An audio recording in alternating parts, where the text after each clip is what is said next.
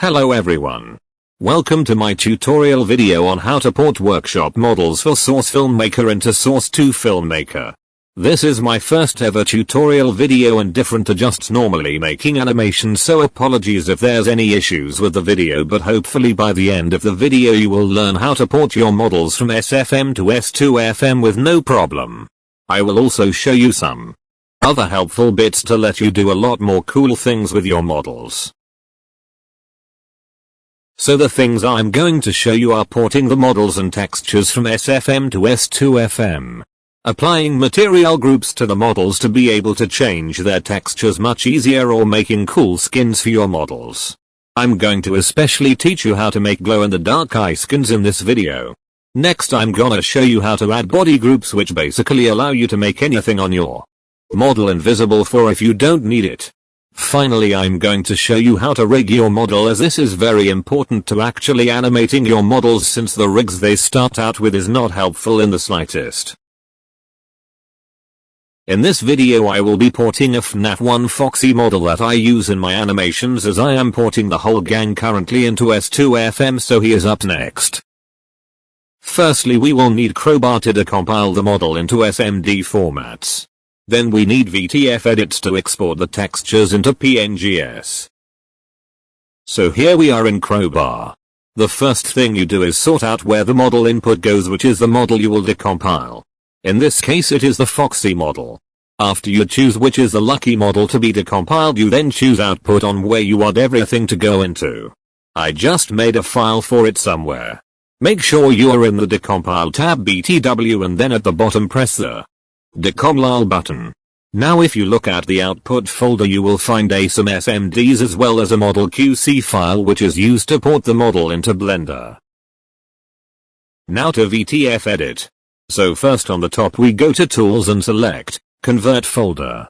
This window will pop up, and just like in Crowbar you find where the textures for your models are. Then you set the output with where you put your model in. Make sure it's set to PNG. Finally select Convert and all the textures will be in the file you set the inputs in. In the description I wrote where the file path is for the models and the materials, as well as the file path to Half-Life Alyx, which is basically the files for S2FM. Fortunately the path is the same for them mostly. Now finally what everyone has been waiting for. Getting into S2FM finally. So on Steam if you bought the game then press play. It will give this option, but select the one in the bottom for the tools. This window will come up, and this is where you make your name for your addon, which is basically your S2FM file where your models go into. I have my addon set to Source2Filmmaker, but you can have it as anything, but don't add caps or spaces. Make sure the enable VR is off and press the big button saying launch tools. Here is Source 2. So before we head to Source2Filmmaker we first need to go to the model dock, which is on the top left and the third button with the gear and red MD. Welcome to the model dock. This is where you import the models and basically where all the magic happens with them. If it's your first time then your surroundings may be different, but that's because I set my background as a sunset map with the light bulb icon at the top.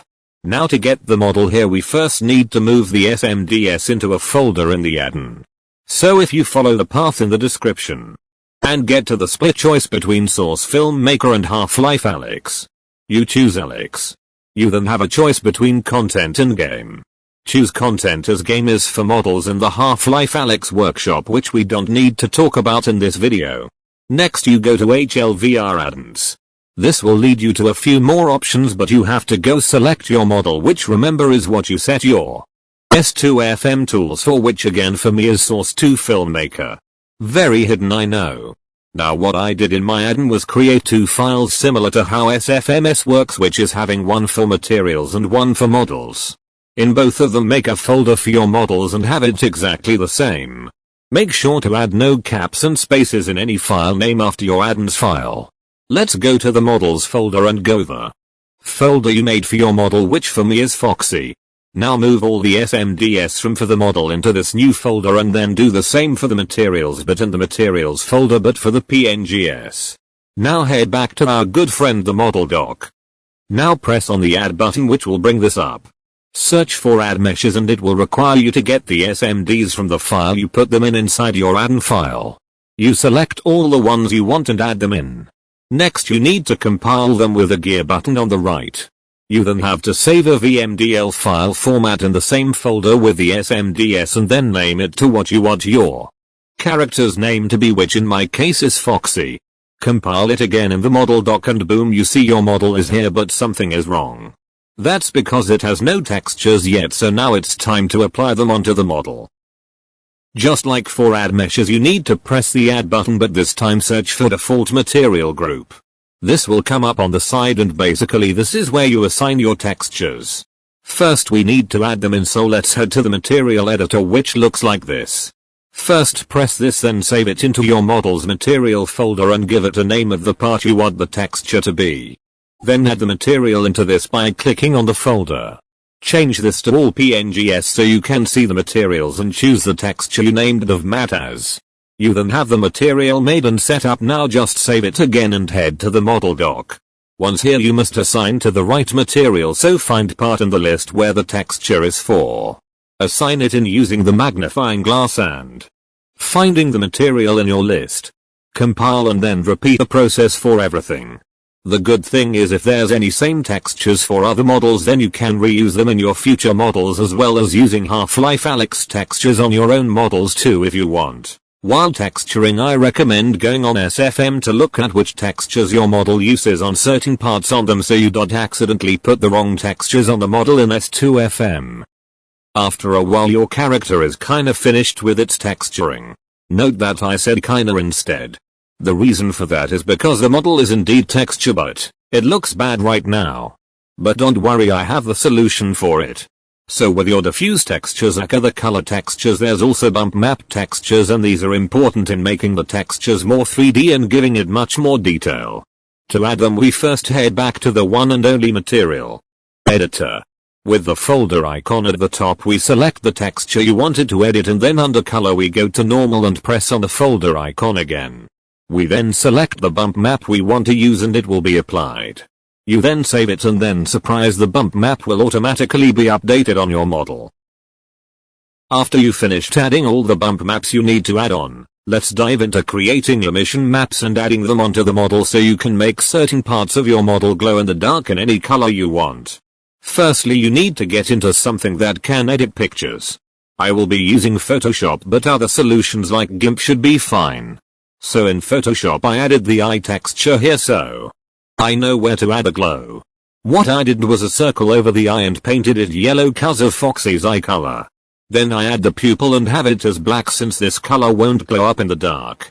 Next, on a layer under the circles I add a full black layer so the white part of the eye won't glow up, which results in having just the iris glow, which I think will look really nice for my animations. On S2FM. You then save the image into your S2FM materials folder, and back on the material editor you have to apply it, but there's nowhere to add the map. However, there's an easy way to change this, so don't you worry. On the top change the shader to VR complex instead of simple, as this will give you more options. On the list here find self-addon. This will open a mask here, and basically just like the texture and bump you add the emission map here, then save your texture. Now if you want a regular version and a glowing version, then you need to remake the texture with a new name and only add the emission and the new texture. If this texture is applied into your model, then you will notice that the model is glowing, especially on the darker maps. But if the glowing texture isn't applied, then you can make a skin that uses the glowing eyes, which is what I'm going to show you now. This next thing will be called material groups. So to create a material group you go back to the material editor and add a material group node. Before we used a default material group and now we will use the material group. Hope that didn't cause any confusion. When you select the material group you will notice that nothing changes and it shows all the textures, the list of the textures you assigned still. However, this list isn't showing you the default material groups list. In fact, it's showing you its own list. So what you need to do is to change any of the textures by assigning them. So in this tutorial I'm going to out the glowing eyes in the material group where the non-lit eyes are. Now at first nothing happens, but at the top if you switch the material group nodes then you will recognize that the eyes or whichever texture you chose has changed. You can also add more groups onto one model, as I made 4 variants for Foxy's eyes. The normal unlit eyes, the white pupil glow eyes, the iris glow eyes, and finally the iris and pupil glowing eyes. Now to add a body group which allows us to turn something on the model invisible. For this video I will add a body group to Foxy's eye patch. So first thing first, we need to add a new node into the model dock, and that would be the body group node. Now the node will show nothing, but when you name the node it will show the name at the top, and you will have to click the button next to the name and select Add Body Group Choice. This add button will appear, and when pressing it you will be given an option on what you want to add the body group to. You have to find the part of the mesh you want, which in my case is the eye patch. If your meshes come up as unnamed, then you just need to count the SMDS list and count how far down is the mesh you want, and the number will be the same for the unnamed mesh. Once you finish this, then you successfully created a body group. Now finally let me tell you about rigging your model. When you first port your model, your rig doesn't work exactly the same as what it does in SFM. In fact, it's useless. However, the good thing is that you can fix this issue, and even better, you can add ike rigs to it. Now in my opinion the rigging sounds the most scariest part, but let me assure you it is really simple. It's really shocking, honestly. So, on the material editor on the side where your nodes and SMDS are, you will notice this button with the bones next to it. Click it. This will show the bone list for all the model. Now the list may look small, might even just show one bone like the pelvis, but you just have to press the plus next to the bones to reveal more. Make sure you got all the bones showing. Now select all the bones on the list from top to bottom. Right click. Add the bone markup. Then on the node editor on the side select Do Not Discard. Compile like you do for everything when you make a change. This will fix your rig, and the model can now be used in S2FM, and more importantly it can be given the ike rigs now. Now if this happens where if you spawned a model into SFM and then you made the changes on the model dock, then don't worry, since if you spawn in another one of the same model then it will be fine and will keep the changes. However, it is an issue if you did animate with it, as that would be your time and effort wasted. So careful about that. Anyway, on your model you will notice the rig resembles the default rig from SFM, so your model is good. Now for the limbs. S2FM can't give the IK constraints if the bones are straight, so if your model's arms and legs are in a straight line and won't LWTU, give them a rig, then don't worry. Just rotate the bones in different directions and it should be all good. Now select either the hands or feet and right click on them in the list of the side. There will be an option to add an IK constraint. Click it and you will notice the bone changes, and when you move the hand then the whole arm reacts to it. Add them to all 4 limbs and your model is perfect too. Animate now. To also select the material group or body group. You need to right click on the model in the list and there will be options for both of them. Now your model is finished, so you can go have fun creating animations with them. Hooray! That is it for the video, but I hope it does help you. Make sure to check out the description for some extra tips as well as the file paths and also some links from others. Sorry about the quality of this tutorial with the images rather than an actual video, but I did try to make it as clear as I can with what I got. If you do find this tutorial helpful, then please share it with anyone who wants to port their workshop models into S2FM. Also, if you do like my other content in my channel, then please subscribe, as it does help. Now good luck and have fun porting your models into S2FM. Goodbye.